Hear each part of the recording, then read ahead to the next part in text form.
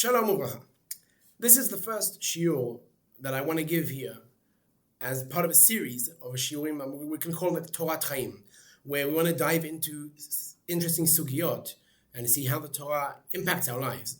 And the way we're going to do that is by learning each time a Psak Din, a court action by rabbinic courts, by Beit Din rabbanim, either by the official Beit Dinim of Israel, or of Medinat Israel, or by private ones also. In Israel, there's different kinds. Maybe the most well-known one is Eretz Chemda, but there's also a lot of other private ones. So each time we'll go over a Psak Din, learn a bit the sugya, the story that Dayanim had to came across, the sugya, how they opened the questions and addressed them, and the ruling at the end. So we're going to start with a very interesting Psak Din that was actually only published last week. The ruling was actually given in Lamed Tishrei a few months ago, Tafshin Pei Vav, but the Psak Din itself was only published to the public a few weeks ago, of course, without any private information or details. Everything, all of that is taken out, so we should have the details. So in this Psak Din, there is an interesting story, but I'm starting with this Psak Din because what is special about it is not only the sugya, which is two main sugyot which we're going to have to go through here today, but also the evidence that the Dayanim found when they did their research, the devastating evidence, and the very interesting ruling that they gave, not only for this specific case, but for the entire offices of the Rabbanut Rashit. So this is an official ruling by Beit Din Rabbani of Medinat Israel. So what's the story?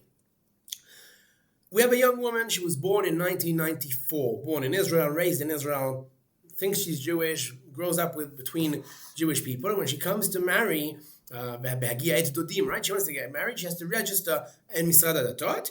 And they say, Bisimi, your intended husband is a Kohen. He's a Kohen. This means that we need to look into, just make sure that everything is fit, is in place. So we have to make sure that you're Jewish. We don't have enough information there about your Jewishness. So we just have to investigate that. So she sent off to the process of birur yahadut, Jewish identity investigation. So here's how it goes. The first investigator is called Rabbi Ariel Levin. He's one of the experts of the Rabbanut Rashit. The Beit Din used to investigate Jewish identity. He examines her documents and her family history. His findings are like this. The family names on the mother's side are non-Jewish family names. The geographic origin of the maternal grandmother is from a place where we have no knowledge or no historic information about Jewish population coming from that area. There were some photographs of some family events that prove nothing.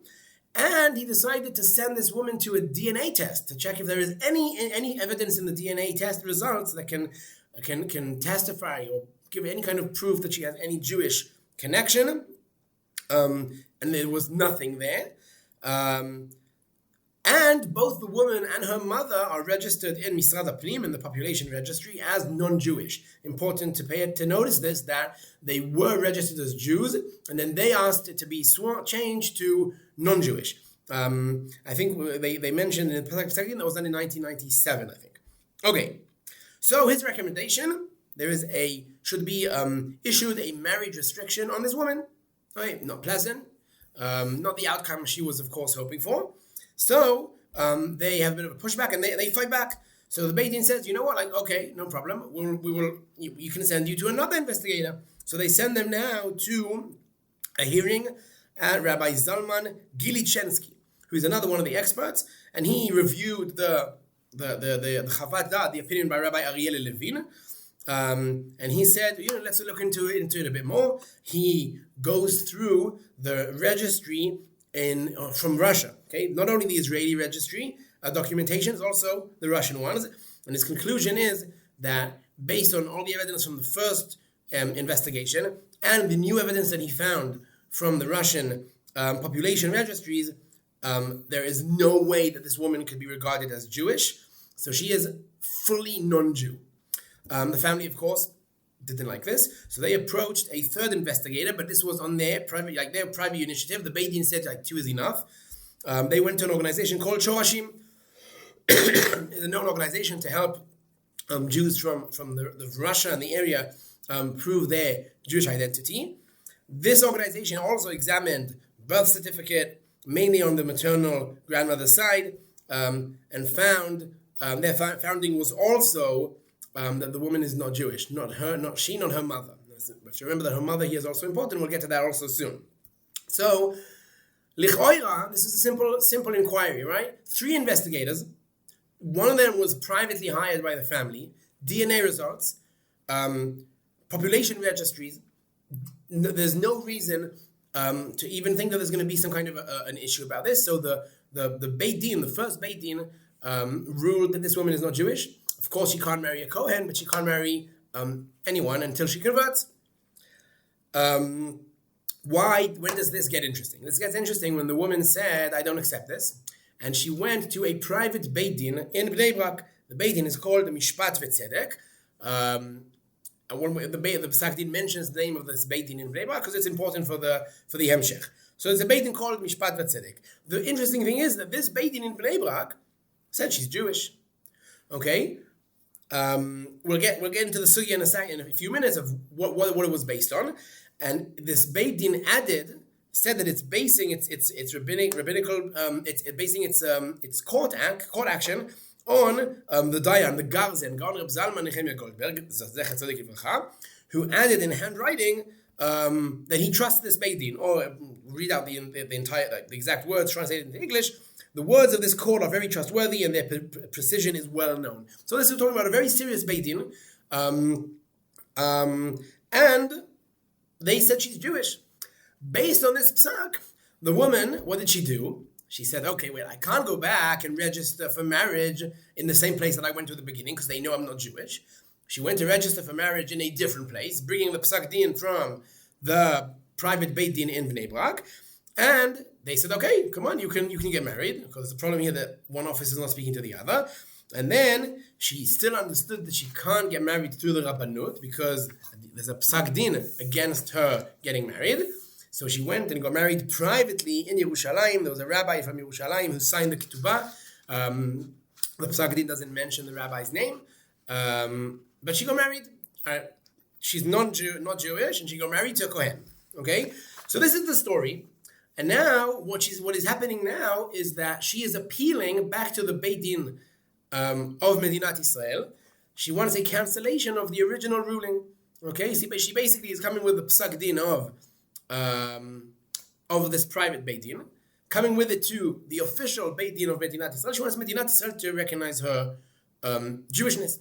Okay, so now the Al Psak Din, this is where the basar, the sugya starts. Okay, so there's 2 main sugyot that this private Beit Din discusses, and the official Beit Din Rabbani has to now take them apart and break them down, and this is what we're going to do now. Okay, so the first argument that she can make is, I am Jewish. Omer Israel ani. Okay, someone comes in front of the Beit Din and says, I'm Jewish. We don't know who they are. We don't know who their family is. We don't know where they came from. They say, I came from the other side of planet Earth, and I'm Jewish. And of course, we're talking about a time of Chazal, where there was no WhatsApp and internet and emails. There was no way of finding out. And this person wants to come and be part of our community. So what sources do we have that speak about it? So we have one main source and one minor source. So the Psak Din starts with the minor source. The Gemara in Masechet Pesachim, Daf Gimel, describes Rabbi Yehuda ben Betera was living in Tzrifin, up north, in Israel. And there was a non-Jewish person who was bragging about how every time he goes to Yerushalayim on Pesach, to Beit HaMikdash, he is served nice meat from the Korban Pesach. Rabbi Yehuda ben Betera hears this and says, wait a second, the Pasuk says, Kol ben nechar lo yochal ba. We're not allowed to feed Korban Pesach to non-Jews. How come the rabbis, the Sanhedrin, the Kohanim are giving this guy to eat from the Korban? So he played the trick, whatever, sent an encrypted message to the rabbis there, and the next time this non-Jew came, they caught him and they jailed him. But we can understand from here, there's a correct question raised. Someone comes to Beit HaMikdash and says, I want to eat from Korban Pesach. In other words, someone who we don't know who he is, right? Let's think of the rabbis in the Beit HaMikdash, the Sanhedrin. They don't know who this person is, right? They don't know the other millions that are in Yerushalayim. They don't know who they are. And they come and say, I want to eat from Korban Pesach. Can we give them? They give them, right? So, we can prove from here that anyone that comes and says, I'm Jewish, we have no knowledge, any background knowledge about them. We believe them that they are Jewish. The Tosfot on that Gemara say, whoa, wait a second. There is a unique, this is a unique case, which we can't learn from it as a binyan after other cases. Why? Because during the Regel in Yerushalayim, the vast majority of people were Jewish. So we have a klal in halacha that we pass in according to the majority. Right? Kol de parish miruba parish. Achre rabim ne'atot, olchim achar harov. So, if I have 10 million people in Yerushalayim on the Regel, and 9 million of them are Jewish, and then one person comes in front of me and says, I want to eat from the Korban Pesach, we should assume that they are Jewish because we go according to the majority. But if some random person comes to me now and says, I landed now here from Australia, the majority of people in Australia are not Jewish, or in China, or in the United States, or wherever it is on planet Earth, the majority of people there are not Jewish. So we can't apply the rule, we can't apply the klal of that we believe them and trust that they're Jewish. So the Gemara in Psachim is irrelevant. It says the Beit Din, we put this aside, nothing to do with our case. Okay, the main sugya, about someone who makes the argument, I'm Israel, is in Masechet Yevamot. There, the Gemara discusses someone who comes and says to the Beit Din, Nit Gayarti, I am a convert. I converted. I wasn't born as a Jew. I converted into Judaism. Can we accept them? Can we believe them? So there's a whole chiluk there in the Gemara about if he's already established in the community, part of the community or not. But we don't want to focus on the Gemara because there's an interesting discussion in the Rishonim about why, in those cases that we do believe him, what is the halachic svara, the mechanism that allows us to believe him? Okay, so then, as I said, in the Gemara, there's a few cases where we can believe him. The Rishonim have a debate of why we can believe him. So Tosfot, Rabbeinu Tam, says there is a migo. What is a migo? Migo in Aramaic says it means the Hebrew word of mitoch. Mitoch means seeming that this person could have made a strong argument, and then we would have trusted them. If they make a weak argument, we can still trust them. Okay? Let's bring that down to our case. If someone would have come and said, Ani Israel, I'm Jewish, says Tosfot, we would have trusted them. That's a strong argument. So if they make the weak argument and say, I'm not an Israel, I'm a convert, I'm a ger, then we have to trust them as a migo. There's a lot of, the migo is an entire world, and there's all kinds of details needed. Of course, the main one is that if the person knows that they can make the strong argument, then they don't have migo. But for our case, that's enough. Why? Because what do we learn from Tosfot? We learn from Tosfot that making the argument, I'm a convert, is a weak argument. And making an argument, I'm an Israel, is a strong argument, that if they would have made that argument at Beit Din, we would have trusted them. Oh, so that is relevant for our case. And it seems to be that the Rambam also goes in this direction, where he brings the principle of believing someone who declares that they are an Israel, a Jew. The Rambam does add, though, that this is only nachon, only relevant for Eretz Israel, meaning within Eretz Israel, in those times that Am Yisrael rules the land. Why? Because then we have an Anan Sahadeh. You're not going to get into what that exactly means. We have some kind of an Anan Sahadeh that everyone walking around here is Jewish. So then we can apply this ruling and trust them. This Rambam does relate a bit to the Tosfot from Psachim that we mentioned, where there needs to be some kind of a majority around us in the surroundings of Jewish people. So this is one reason why we can trust someone who comes and says, I'm Jewish, because they have a migo. And Rav Ovadia and Yabi Omer goes down this path, and others also. But there's another reason.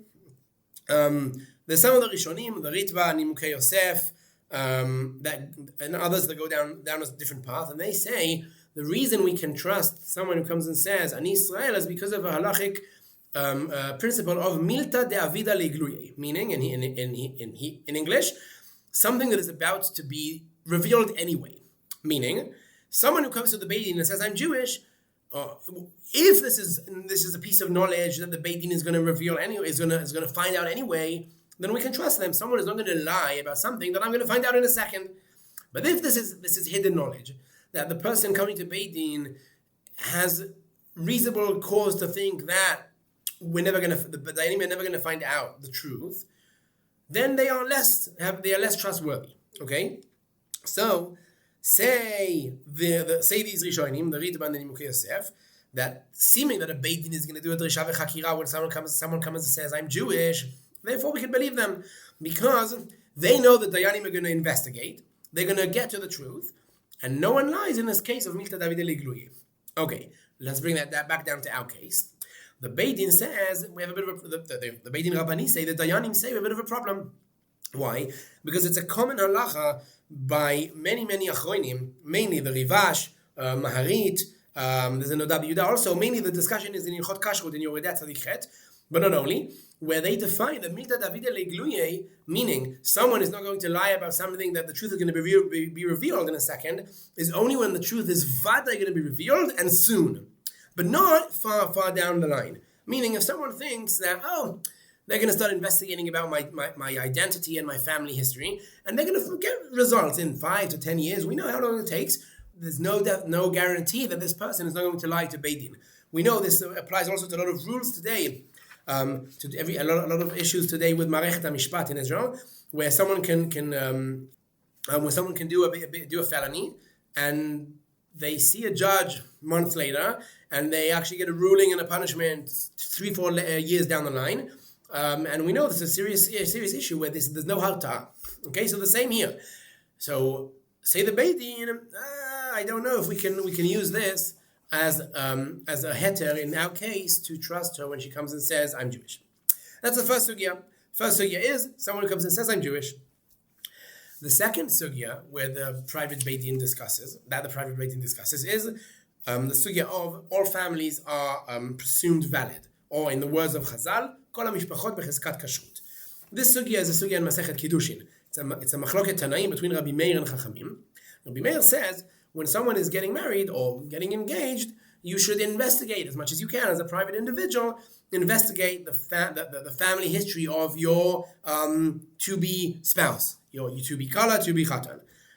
Why? Because there's a bit of a chashash, right? So Chachamim come and say, no. What do you mean? Kol hamishpachot becheskat kashrut. You have a Jewish family from a Jewish community that's right next to you, and you start investigating. There's no investigating unless there is a specific challenge that has been raised about a specific family. In the words of Chazal, it's a mishpacha sheyatsa alea arar. Arar is a challenge. Okay, of course, we can go aside and have a whole entire shiur klali about this machloket, because this is the famous shita of Rabbi Meir that is chayesh lemiyut, is choshesh lemiyut. And this is a whole sugya when it comes to insects in vegetables and in a ton of other areas in halacha. Okay, but that's the machloket. According to Rabbi Meir, one must investigate, and according to Chachamim, you don't need to investigate. Why? Because kol hamishpachot becheskat kashrut. Now, again, the machloket in the Rishonim. There's a machloket in the Rishonim. How wide is the klal of Chachamim? Of course, we rule like Chachamim, right? Yachid v'rabim alachak kirabim. The question is, are there cases in which Chachamim would admit that we should investigate? Comes forward the Rama, not the Rima, the Ashkenazi Poisek, the Rama. He's one of the Rishonim, wrote a perush on the Shas called Yad Rama. He's quoted a lot, and he says, wait a second.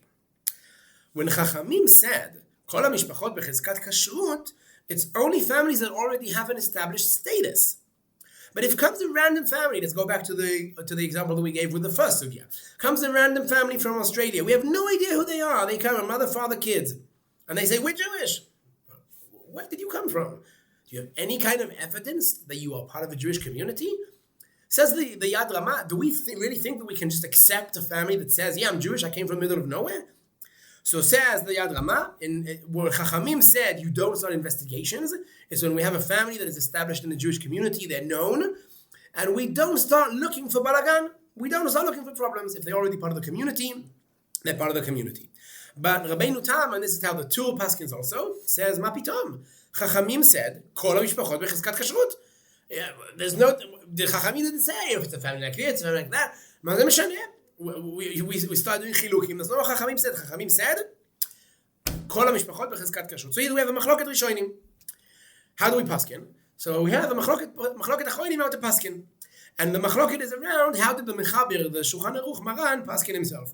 So, not going to get into the words of Maran. The Beit Din doesn't do too much of a pilpul in the words of the Shulchan Aruch, but the Beit Shmuel, the Bash, he goes with the Rama. He's with Machmir with the Rama. Of course, makes the argument that the Shulchan Aruch passes like that also. The Beit Shmuel writes this twice in two places in his Perush of the Shulchan Aruch.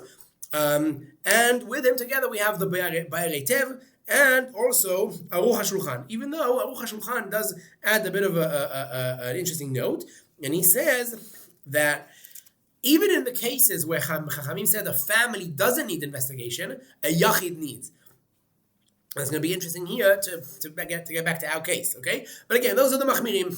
The Beit Shmuel, the Bayarei Tev, and the Aruch HaShulchan go with the Yad Rama. On the other side, Reb Shlomo Kluger in Ha'elef L'cha Shlomo is more lenient, and he says, no, we like Tosfot, like the understanding of Tosfot in the words of Chazal, of Chachamim, and Kol HaMishpachot Bechizkat Kashrut. Okay? And Rav Ovadia and Yabi Omer is a very, very famous long tshuva about Jews from Brit HaMatzot, from Russia, and he says that we are lenient, but he does add, also in printed and also in handwritten, that in a case of where there's valid reasons to challenge them being Jewish, then we need to be more machmir and investigate. But only if we don't have any reason to be choshesh, then we are lenient and we say, okay, we trust you that you are a Jewish family. So this is the discussion in the books, okay, in the Sefarim, in the Beit Midrash. Now says the Psak, says the Beit Din. Now we need to take those books and go outside and see what's the matzav in the shetach, what's the metzias. So there's a very, very interesting, fascinating article written by Reb Moshe Farbstein in Tchumin, in volume 12, Kerech Yuzber of Tchumin, where he writes a very, very serious, long article about the Jews coming from Brit HaMatzot, coming from Russia. And he says that he goes through the data, and he brings forward the data saying that large portions of the immigrants who believe to be Jewish are not Jewish. They think they're Jewish. They're not trying to deceive the Beit Din. They're not trying to lie. They're not criminals. But they really believe that they're Jewish. Why? Because their father was Jewish. Their mother's father was Jewish. They don't know the halachic requirements of someone to be Jewish. They don't know that halacha follows the maternal line. Okay? So they're not trying to deceive. They're not trying to lie, as we said. But they are not Jewish.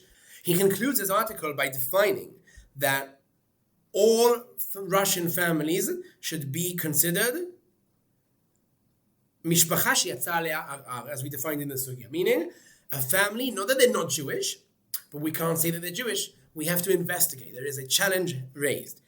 So that is how he ends his article in Tchumin. There's a few other achronim also, Achronei Zmanenu, that have written articles about this. Rav Eliyahu Schlesinger also goes into the metzios today, where people are bringing. We're not going to say they're lying, that they're forging documents, and he goes into that. Also showing the data about that. And the Psak Din here, the Dayanim here conclude this part with bringing the Psak by the Gazan himself, the Gaon Reb Zalman Nechemia Goldberg, who says that today there is a lot of suspicion about families coming from Russia, and the Dayanim have to inspect and investigate seriously about every family that comes from Russia. So these are the two main sugyot that the Beit Din Prati, the private Beit Din that this family hired, went into, and we have dismantled them right now. The Beit Din has dismantled them and explained why we can't accept them as a kula in our case. Why? Because the sugya of Omer Israelani is not relevant here, when the majority of people that are coming are the majority of people from the place of origin are not Jewish. And the Milta David Leglui is not relevant, because not always is the truth revealed, and not always is it revealed immediately. So that's a problem. The Tana of Chizkat Mishpachot is also not relevant, because the situation, the Metzias today has flipped. And those are the words that of Rav Eliyahu Schlesinger, which I didn't read before. He said the foundational assumption is flipped, meaning in the Chazal's literature, it's Kol HaMishpachot Bechizkat Kashrut. When it comes to families from Russia, it's Kol HaMishpachot Bechizkat she'yatza aleim arar. Okay? So, basically those two sugyot are irrelevant. The private court, the private Beit Din, based its psak on those two sugyot, and on the halachic opinion of two gdoilim, Rav Ovadia and Rav Shlomo Amar. Rav Ovadia, Zecher Tzadik Livracha, Rav Shlomo Amar, Shalita, both Rishon LeZionim Leshavar. The problem is that both of these are wrong rulings, and the Psak Din shows this. So first of all, Rav Ovadia, we mentioned Rav Ovadia's Psak before. Rav Ovadia writes in his handwritten in his tshuva, printed and handwritten on the side, that when there is reason to assume that the family isn't Jewish, we should investigate. I remind you the details of our story. 3 investigators that said they're not Jewish. One of them was hired privately by the family. DNA results, registry documentation. So even according to Rav Ovadia, this is not a case that we can accept them and say that they're Jewish. And the second thing is Rav Shlomo Amar, where they say that he is Mekel. Nachon, he is Mekel like Rav Ovadia, but Rav Shlomo Amar himself writes in his Shut, and Shut Shema Shlomo, volume 2, Siman Vav, and this is of course quoted by the Beit Din, that in any case where a challenge has been raised and someone has not been established yet as a Jew, they should be assumed to be non-Jewish until proven otherwise. So basically, there is no halachic basis for the Psak Din given, the ruling given by the private Beit Din, and the official Beit Din says, no, you're not Jewish. But this is where the halachic discussion ends and the devastating discussion about the evidence starts. Because what we didn't mention till now is that with this appeal, the family brought a divorce proceeding documentation from 1997 of the mother. Okay, so this woman was born in 1994. Her mother wanted to get divorced in 1997. They brought a piece of paper, a documentation, and there it says it's a court act. Okay, court act means it's a Maaseh Beit Din. Maaseh Beit Din has it's even stronger than just a stamp psak given by a rabbi. This is a very serious halachic piece of evidence. Okay, and this piece of evidence is signed by the Gazen, confirming that the mother of the woman is permitted to marry anyone that she wants. Not a Kohen. Why? Because she's now a Grusha, she's divorced. But this piece of evidence is presented to the Beit Din, and the Beit Din says, like, what are we supposed to do about this?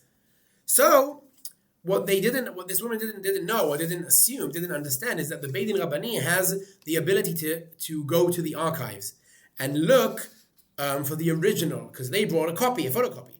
They went to look for the original, and what they found was devastating. The original documentation, okay, written by the Gaon Reb Zalman Nechemia Goldberg himself, contained an extra line that wasn't in the photocopy that they gave the Beit Din. And it said, this approval does not constitute confirmation of the Jewish identity of the couple. In Hebrew, in simple words, they're not Jewish. And when you go through the documentation, I can put some photos here if you want of some of them. Of course, there's no private details here. That we can see that the process there of the divorce was stopped because there was a need to find the Jewish identity, to prove the Jewishness of the mother. And the Gazen said, listen, like you can separate from this guy, but you can't go and marry anyone else because we have no proof that you're Jewish. And you can see in the photos that I'm putting up now, you can see that basically what gave it away is that there's a difference there in the signature, and the Beit Din saw that basically when the woman or her mother brought this piece of evidence to the Beit Din, did they forge it? Did they b'chavana, b'mezid, delete, take away, take out, cut away this extra line by the Gazen? The Beit Din is quite restrained, but with its language, but is unmistakable when it comes to understanding what it means. Okay, so it doesn't blame her for perjury, but it's as close, if it's very, very close. So basically what this means is that the Gazen never said that this woman was Jewish. He wrote in his own handwriting that there's no proof she's Jewish. So basically what happened was, the ending of this ruling, I think you already understand, the halachic ruling of the Beit Din was quite simple. This woman is not Jewish and she can't marry anyone. But because of the evidence found from the original divorce documentation, they also fined the woman 15,000 shekels of Hatzad Beit Mishpat. And then they put together broader instructions to change the way marriage registration works today. And I'll read a few of the things that they put in their Psak Din. They put like this. And this is I didn't mention at the beginning. This Psak Din is the main Dayan sitting writing this Psak Din is Rav Tzion Iluz, one of the Bemet Gdolei Dayanim that we have today in the world, Vaday Medinat Israel, a very serious rabbi, and they write like this. Him and the other two. The chief rabbis of Israel should instruct all private rabbinical courts to refrain entirely from handling Jewish identity verification cases. Meaning, if you're not an official Beit Din of Medinat Israel, don't do it. Don't get into it. This work belongs exclusively to the official rabbinical courts, which have trained professional investigators. So that is a hora'ah to the private Beit Din. But then they give a hora'ah also to the officers of the Rabbanut HaRashit. All marriage registrars should be instructed not to approve any marriage based on a permit issued by a private rabbinical court. So, as we said, this private Beit Din Mishpat V'Tzedek, the Dayanim sitting there, probably serious Dayanim. The Dayanim sitting there are Irei Shamayim, Min Hastam. But the problem is they don't have the ability to look into the evidence about these kind of sugiyot. So, from now on, the Rabbanut HaRashit does not accept birur yahadut, Jewish identity investigations that were done by private bodies. So, let's summarize that Psak Din. We saw today two main sugiyot. The first one was about someone who comes and says, Ani Yehudi, I'm Israel. And we saw that halacha, even though it's widely accepted, has conditions to it and two different understandings of when and why. We saw the sugya of kol hamishpachot bechezkat kashrut, all families are presumed kosher, valid. That also that has limits or a machloket of when exactly this we can accept this, and we understood that today the metzius, of course, with families coming from Russia, is mamash hafuch, it's flipped 180 degrees to the other side. We've also touched on the difficult reality that Dayanim have to face sometimes, where evidence, documents can be manipulated. Again, b'chavana b'ta'ut, we don't know, it could be a mistake, but this is a reality that the Dayanim have to deal with. And I think a lesson that we can take away from here is that systems exist for a reason. Okay, systems can change when they should be open to change when there's a need, when they don't function correctly, and there's too much bureaucracy. But in this case, this is Dafka a case where it shows the opposite, where the system is there for a reason. The investigation, the need, the requirements that the Beit Din has is to make sure that you and I, when we marry off our kids, we know that who they're getting married to is Jewish. When we want to get married, we know that we're getting married to someone who's Jewish. And this is such an important lesson for us to understand. So I hope that was an interesting Psak Din, interesting shiur. And B'ezrat Hashem, next time we get into another Psak Din. If you have any interesting Piskei Din that you know of, any interesting court actions that you've heard of, and you would like me to discuss them here, feel free to either write in the comments or send to me privately, and B'ezrat Hashem, we'll get into them. Kol Tuv.